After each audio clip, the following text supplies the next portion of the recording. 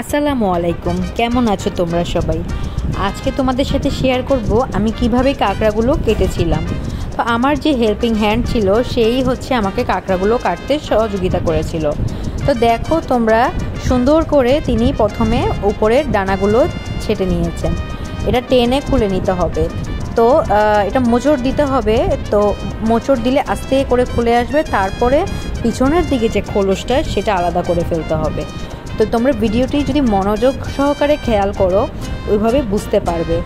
এরপরে উনি ডানাগুলো আস্তে আস্তে করে টেনে টেনে বটির সাহায্যে ছিঁড়ে নিচ্ছিল, যেন ডানাগুলো না থাকে। ডানাগুলো থাকলে কাঁকড়াগুলো খাওয়া যায় না ঠিকভাবে। তো ভিতরের যে অংশটা, সেই অংশটাই শুধুমাত্র নিচ্ছিল। তোমরা এই যে দেখতে পাচ্ছ কিভাবে উনি নিচ্ছে জিনিসগুলো। তো তারপরে ভিতরের যে মগজ বলা হয়, ওই মগজটা হচ্ছে ঘুটে ঘুটে নেওয়া লাগে, কারণ ওটা খেতে খুবই মজা। আমি জীবনে প্রথমবার ট্রাই করেছিলাম, আমার কাছে খেতে অসম্ভব ভালো লেগেছিল। এই যে দেখো, এই যে ফুলকোর মতো যে জিনিসগুলো সেগুলোও ছিঁড়ে ছিঁড়ে ফেলে দিতে হবে, তাহলেই তোমরা ঠিকভাবে কাঁকড়াগুলো কাটতে পারবে। তার আমি তোমাদের দেখার সুবিধার্থে এখানে একটু ফাস্ট করে দিয়েছি, কারণ আস্তে আস্তে যদি দেখাই তোমাদেরকে তাহলে আমার ভিডিওটি অনেক লম্বা হয়ে যাবে। তো এই যে মাঝখান দিয়ে এখন একটা কাঁটা দিয়ে দিব, কারণ যেন মশলাগুলো ভালো করে ঢোকে। এই যে দেখো, একটি একটি করে তিনি কাঁকড়াগুলো কেটে নিচ্ছে।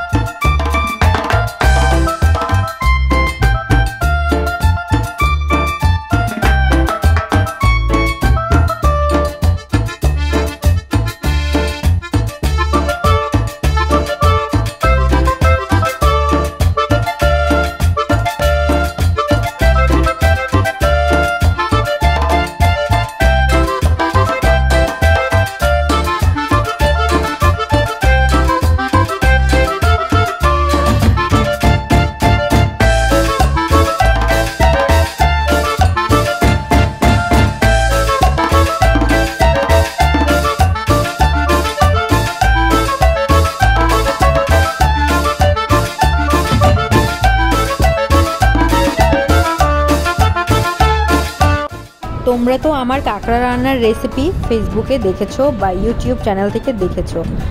তো এই যে এই জিনিসগুলো, এগুলো আমি একটু থেতো করে দিব যেন ভিতরেও মশলা ঢুকে, কারণ এগুলোর মধ্যেও মাংস আছে। আর ফ্লেভারের কথা যদি বলো, পুরোটা চিংড়ির মতো ফ্লেভার। তো যাক, আগের কথায় চলে আসি। তো তোমরা তো আমার রান্নার রেসিপিটা দেখেছো, কাঁকড়া রান্নার রেসিপি। তোমরা যদি কাঁকড়া রান্নার আরও রেসিপি দেখতে চাও, আমি তোমাদের সাথে শেয়ার করব। তো আজকের ভিডিওটি কেমন লাগলো কমেন্ট করে জানিও। ভাবলাম রান্নার রেসিপিটা যখন তোমাদের সাথে শেয়ার করেছিলাম, তো কাটার পদ্ধতিটাও তোমাদের সাথে শেয়ার করি। ভালো থেকো সবাই, আর সবাই নিরাপদে থেকো। আল্লাহ হাফেজ।